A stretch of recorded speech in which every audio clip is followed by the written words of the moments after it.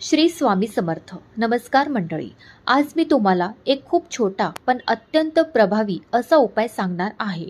हा उपाय जर तुम्ही केला तर तुमच्या घरात धनलाभ, सुख समृद्धी आणि आर्थिक अडचणी कमी होतात असा कित्येक लोकांना अनुभव आलेला आहे. मंडळी, आपल्या आयुष्यात कधी ना कधी असा काळ येतोच. पैसा येतो पण टिकत नाही, कर्ज वाढतं, खर्चावर नियंत्रण राहत नाही, घरात सतत पैशाची चिंता असते आणि मनही अस्वस्थ राहतं. अशा वेळी आपण देवाकडे धाव घेतो, पण देवाकडे जाण्यासाठी मोठमोठ्या पूजांची गरज असते. कधी कधी एक छोटासा उपाय, श्रद्धा आणि योग्य दिवस यामुळेही आयुष्यात बदल घडतो. आणि असा एक अतिशय प्रभावी दिवस म्हणजे होळीचा दिवस. मंडळी, 2026 मध्ये होळी आहे 2 मार्च सोमवार रोजी. तर मंडळी, होळीचा दिवस इतका विशेष का असतो? होळी म्हणजे फक्त रंगाचा सण नाही, होळी म्हणजे नकारात्मकता जाळण्याचा दिवस आहे. ज्याप्रमाणे होलिकेच्या अग्नीत अहंकार, वाईट शक्ती आणि दुःख जळून गेले, त्याचप्रमाणे आपल्या आयुष्यातील अडचणी, दारिद्र्य, आर्थिक संकटे यांनाही जाळून टाकण्याचा हा दिवस मानला जातो. या दिवशी केलेले उपाय खूप वेगाने फल देतात असं शास्त्र सांगतं. कारण या दिवशी अग्नीतून ऊर्जा निर्माण होते आणि ती ऊर्जा आपल्या संकल्पांना बळ देते. म्हणूनच या दिवशी छोटासा उपाय केला तरी त्याचा परिणाम मोठा होतो. आता आपण बघूया की 5 रुपयांचा शिक्क्याचा उपाय का करतात. आपण विचार करतो फक्त 5 रुपयाचा शिक्का ठेवला तर काय होणार, पण इथे महत्त्व पैशांच्या किमतीचं नसतं, तर त्यामागच्या प्रतीकांचं असतं. 5 रुपयाचा शिक्का म्हणजे स्थिर धनाचं प्रतीक, लक्ष्मीचं आगमन, सतत प्रवाहात राहणारा पैसा. 5 हा अंक पंचमहाभूतांचा आहे आणि स्थैर्याचं प्रतीक मानला जातो.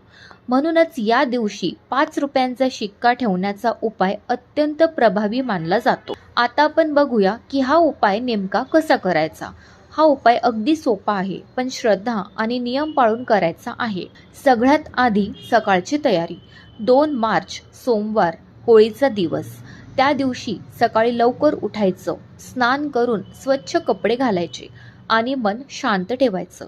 घर स्वच्छ असावं, विशेषतः देवघर आणि मुख्य दरवाजाजवळची जागा स्वच्छ असावी.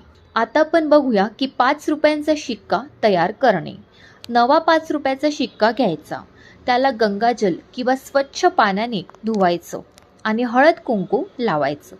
हा शिक्का लक्ष्मीचं प्रतीक मानून मनात प्रार्थना करायची. त्यानंतर हा शिक्का आता कुठे ठेवायचा? हा शिक्का तुम्ही 3 ठिकाणी ठेवू शकता. पहिलं म्हणजे घराच्या मुख्य दरवाजाजवळ, दुसरं म्हणजे तिजोरीत किंवा पैशाच्या जागी, तिसरं म्हणजे देवघरात लक्ष्मी समोर तुम्ही हा शिक्का ठेवू शकता. सर्वात उत्तम जागा जर सांगायची झाली तर तुम्ही हा शिक्का मुख्य दरवाजाच्या उजव्या बाजूला ठेवू शकता.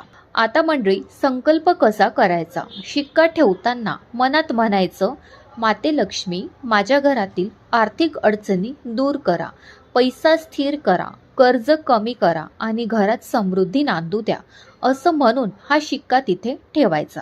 मंडळी, हा उपाय इतका प्रभावी का असतो? कारण या दिवशी अग्नी आणि संकल्प याचा संयोग असतो. होळीचा अग्नी म्हणजे नकारात्मकतेचा नाश आणि त्याच वेळी लक्ष्मीचं आवाहन केल्याने सकारात्मक ऊर्जा वाढते. म्हणून हा उपाय आर्थिक समस्यावर विशेष प्रभावी मानला जातो. हा उपाय केल्याने तुमच्या कोणत्या समस्या कमी होतात?